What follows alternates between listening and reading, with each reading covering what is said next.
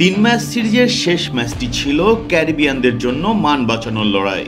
অন্যদিকে সিরিজের প্রথম দুই ম্যাচ জিতে আগেই সিরিজ নিশ্চিত করা বাংলাদেশের টার্গেট ছিল হোয়াইট ওয়াশ।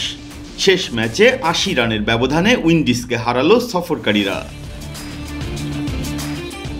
টস জিতে ব্যাট করতে নেমে শুরুটা ভালোই করেন সাদা বলে রান খোঁড়ায় ভোগা লিটন দাস। রোমারিও শেফার্ডের বলে এক্সট্রা কাভারে দাঁড়ানো বেন্টন কিংয়ের হাতে ক্যাচ তুলে দিয়ে ১৩ বলে ১৪ রান করে প্যাভিলিয়নে ফেরেন টাইগার ওপেনার।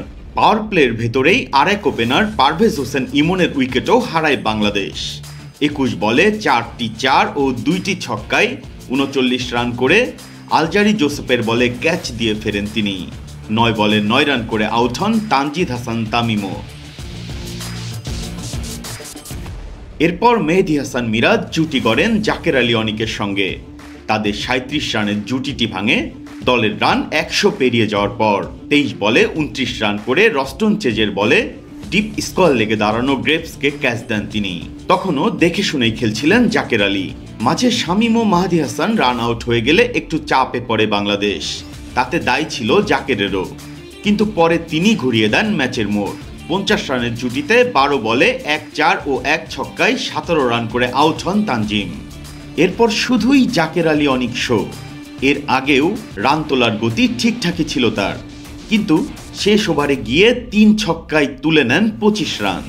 ওই ৩টি ছক্কাও মারেন টানা। এর মধ্যে একটি বল তো স্টেডিয়ামের বাইরে গিয়ে পড়ে।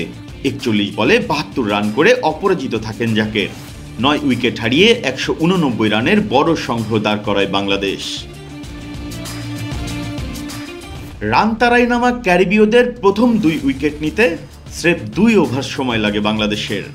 তাসকিন আহমেদের বলে এলবিডব্লিউ হয়ে যান ব্রেন্ডন কিং। পরের ওভারে মাহদী হাসান ফেরান জাস্টিন গ্রেভসকে।